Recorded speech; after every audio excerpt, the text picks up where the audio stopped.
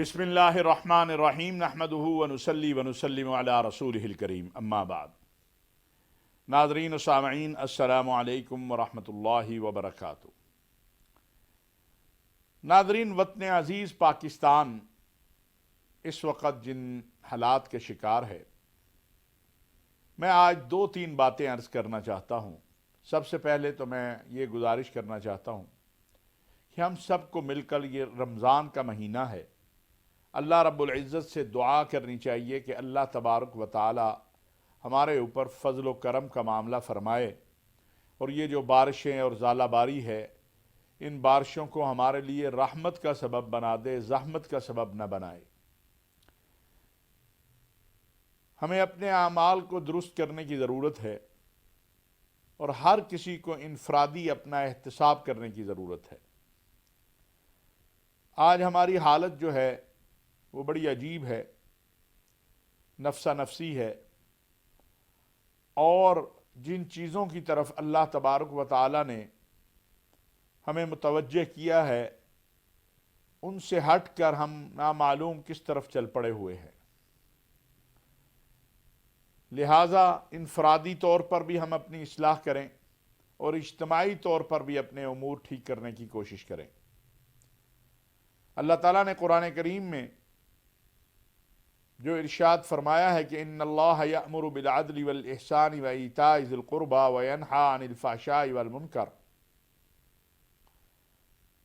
خلافت راشدہ کا نظام جس کے لیے یہ وطن بنا تھا، اور پاکستان کا مطلب کیا، لا الہ الا اللہ، اور قائد اعظم محمد علی جناح سے جب پوچھا گیا تھا کہ آپ کا منشور و دستور کیا ہے، آپ کا آئین و قانون کیا ہے، تو انہوں نے فرمایا تھا وہ ہمیں 1350 سال پہلے مل چکا ہے۔ اس میں انصاف سب سے پہلا عمل ہے۔ جیسا کہ سیدنا صدیق اکبر رضی اللہ تعالی عنہ نے جب خلافت سنبھالی تو اپنے پہلے خطبے میں، جو کہ بہت مختصر سا ہے، یہ ارشاد فرمایا کہ اگر تو میں حق پر رہوں، انصاف کے ساتھ رہوں، تو میری اطاعت کرنا، اور اسی طرح فرمایا کہ تم میں سے جو کمزور ہے وہ آج سے طاقتور ہے، اور جو طاقتور ہے وہ آج سے اپنے آپ کو کمزور سمجھے۔ اللہ کے بعد حکومت، اور حکومت سے پہلے عدل، انصاف، قاضی، وہ عوام اور ریاست کے امور کی اصلاح کے ذمہ دار ہوتے ہیں۔ شرعی جو اصول قاضی اور مفتی کے لیے بتائے جاتے ہیں، وہ تو یہ ہے کہ حالات کا، موسم کے حالات کا بھی قاضی اور مفتی پہ اثر نہیں ہونا چاہیے جس دن وہ فیصلہ کرے۔ ہماری تاریخ ہے کہ ہمارے عدل کے ایوانوں میں بیٹھنے والے بہت سے قاضی، جج اخبار کا مطالعہ بھی نہیں کیا کرتے تھے، لیکن اب جدید دور ہے، سوشل میڈیا کا دور ہے، الیکٹرانک میڈیا کا دور ہے، آپ خبروں سے دور نہیں رہ سکتے، آپ حالات کا، آپ کو ادراک، فہم، پریشر، سب کچھ آپ پر آتا ہے۔ ہم نے ماضی میں دیکھا ہے، اور میں اس بات کو ہمیشہ عرض کرتا آیا ہوں کہ ہمارے ایک جو قاضی القضات کہہ لیں یا چیف جسٹس کہہ لیں، جن کا نام، جنہوں نے اپنا خود نام بابا رحمتیں رکھا تھا، جس طرح انہوں نے سوموٹو ایکشن کے نام پر بے دردی سے اپنی ذاتی خواہشات کو پورا کیا، وہ کسی سے مخفی نہیں ہے، نہ اس سے انکار کیا جا سکتا ہے۔ ہم اس وقت بھی عرض کرتے تھے اور آج بھی عرض کریں گے کہ عدل کے ایوانوں میں بیٹھے ہوئے افراد کو جو آئین اور قانون اور دستور اور اللہ کا حکم کہتا ہے اسی پہ عمل کرنا چاہیے، اپنی ذات کو انہیں آگے نہیں رکھنا چاہیے۔ لیکن بدقسمتی ہے، یہاں یہ ہوا ہے۔ یہاں جسٹس منیر صاحب کا بھی حوالہ دیا جاتا ہے یہاں باقی بھی بہت ساری چیزیں ہیں، اور پھر اب تو عدل کا نظام اور اس کے معاملات اس قدر تلخ بات ہے کہ وہ جو ایک مثال دی جاتی تھی کہ دادا کیس کرے پوتے کو جا کے اس کا فیصلہ ملتا ہے، اب تو پڑپوتے کو بھی نہیں ملتا۔ ہمارے وزیر قانون اعظم نذیر تارڑ صاحب نے جو ایوان میں تفصیل پیش کی ہے کہ کتنے کیس پینڈنگ ہیں، ان کی تعداد سینکڑوں میں نہیں ہے، ان کی تعداد لاکھوں میں ہے۔ بدقسمتی یہ ہے کہ اس کی طرف کوئی توجہ نہیں ہے۔ گزشتہ 8-10 ماہ سے یا جب سے عمران خان صاحب کی حکومت گئی ہے، ہماری عدلیہ ساری کی ساری سیاسی مقدمات پر اپنی توجہ مرکوز کیے ہوئے ہے۔ اب میرا سوال ہے کہ جس شخص کو ضمانت ملنی چاہیے تھی اور ان 8-9 ماہ میں اس کا کیس ہی نہیں لگا، تو اس کا کیا قصور ہے؟ اور اس کے سامنے اور اللہ کے سامنے کیا جواب دیں گے وہ لوگ جن کی وجہ سے یہ ضمانت کا عمل تاخیر سے چلا گیا، یا جس نے بری ہونا تھا اور اس کا فیصلہ ہونا تھا؟ یہ ایسے ہی ہے جیسے ہم کہتے تھے جب وکلاء ہڑتال کرتے ہیں تو ہم ہمیشہ یہ بات کہتے ہیں کہ آپ کی ہڑتال تو آپ کے مطالبے کے لیے، لیکن آپ کے کلائنٹ کا کیا قصور ہے؟ اس غریب کو کیوں آپ نے امتحان میں ڈال دیا ہے؟ یہاں بھی یہی حال ہے کہ سارا دن اگر سپریم کورٹ، ہائی کورٹس، نچلی والی کورٹس سیاسی مقدمات سنتی رہیں گی، تو جو اصل مقدمات ہیں، بیچارے لوگ جیلوں میں ہیں، یا کوئی ای سی ایل میں ہے، یا کسی کی جائیداد کا مسئلہ ہے، یا کسی کا بینک اکاؤنٹ ہے، یا کوئی اور ہے، وہ کہاں جائے گا؟ مثلا میں ایک چھوٹی سی مثال دینا چاہتا ہوں کہ اگر 9 ماہ پہلے کسی کا کسی کے ساتھ لین دین کا معاملہ ہو اور وہ روپے اور ڈالر کا معاملہ ہو، تو اب دیکھ لیں کتنا فرق آیا ہے۔ کون ذمہ دار ہوگا اس کا؟ میں سمجھتا ہوں کہ اس کے ساتھ ساتھ ہم نے پہلی بار دیکھا کہ ایک ایسا ماحول بن گیا ہے کہ جس میں جو عدلیہ کا ایک مقام اور احترام ہے وہ بھی ختم ہوتا چلا جا رہا ہے۔ ماضی میں بھی 2-3 واقعات ہماری تاریخ میں ہیں جہاں عدلیہ تقسیم ہوئی، لیکن جو موجودہ ہم تقسیم دیکھ رہے ہیں، ایسی تقسیم ہم نے پہلے نہیں دیکھی۔ تمام جج صاحبان ہمارے لیے بہت محترم ہیں، جن کو یہ منصب ملا ہے، وہ اس منصب پہ بیٹھے ہیں، وہ اچھا کرتے ہیں یا برا کرتے ہیں، اس کا جواب ایک دن انہیں اللہ کے دربار میں بھی دینا ہے۔ وہ کس کے لیے استعمال ہوئے، ماضی میں کیا ہوا، یہ سب قوم کو اب یاد ہے، قوم بھولتی نہیں ہے، اور حقائق قوم کے سامنے رہتے ہیں، حقائق سے فرار بھی ممکن نہیں ہے۔ یہ ملک ایک آئین کے تحت چلنا چاہیے۔ یہ آئین بڑی مشکل سے بنا ہے، اگر آج ہم اس آئین کو دوبارہ بنانے چلیں تو یہ نہیں بن سکے گا، اور اس آئین نے ہی پاکستان کو جوڑ کے رکھا ہوا ہے۔ اگرچہ بعض غیر ذمہ دار لوگ اپنی خواہشات کے پورا نہ ہونے پہ یا ناراضگی کے اوپر وطن عزیز پاکستان کے تقسیم کی یا ٹوٹنے کی بات کرتے ہیں، ایسے غیر ذمہ دار لوگوں کو اللہ کا خوف بھی کرنا چاہیے اور قوم سے بھی ڈرنا چاہیے۔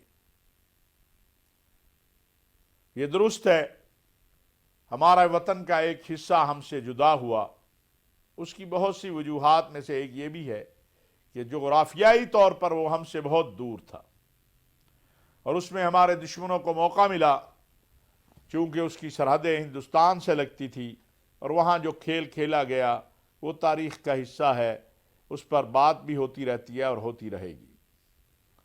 لیکن یہ پاکستان ان حالات میں آ جائے گا جن میں اس وقت ہے، یہ بھی کسی نے نہیں سوچا تھا۔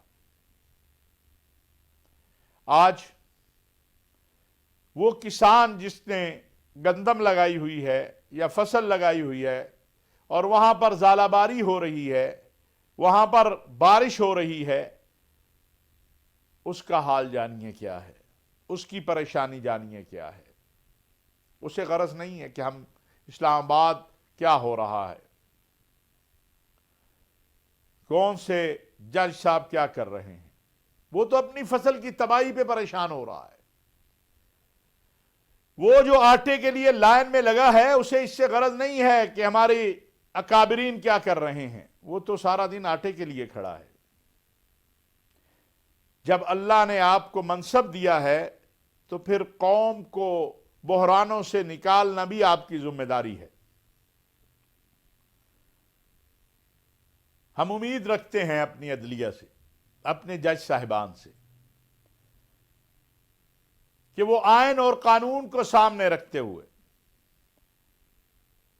انصاف کے تقاضوں کو سامنے رکھتے ہوئے، ملک اور قوم کے حالات کو سامنے رکھتے ہوئے اس بحران کو جو پیدا ہوا ہے ختم کرنے کی کوشش کریں گے۔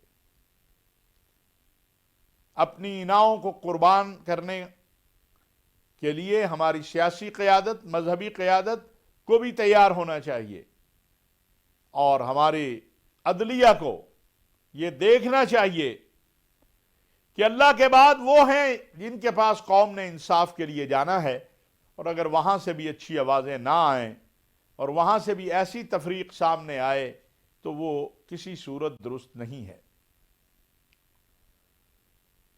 محترم جناب چیف جسٹس صاحب، محترم جناب وزیر اعظم صاحب، صدر صاحب، عمران خان صاحب، پی ڈی ایم کی قیادت، کب آپ ٹیبل پہ بیٹھیں گے؟ اب مسئلہ سیاسی قیادت کا نہیں ہے۔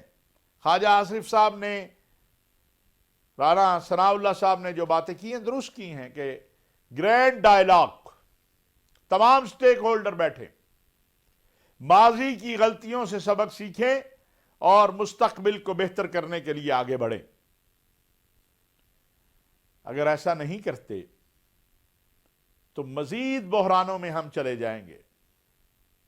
انتخابات کب ہونے ہیں، کس طرح ہونے ہیں، یہ بغیر مذاکراتی عمل کے ممکن نہیں ہے۔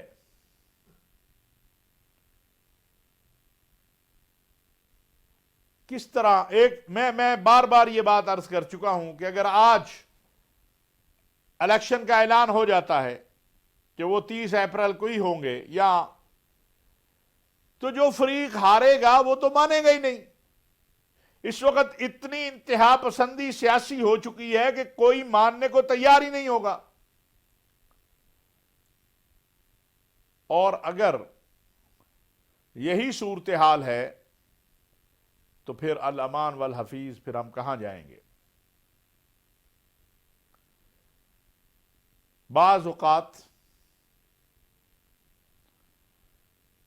تلخیاں کم کرنے کے لیے بڑے ہوئے قدم بھی واپس لیے جاتے ہیں۔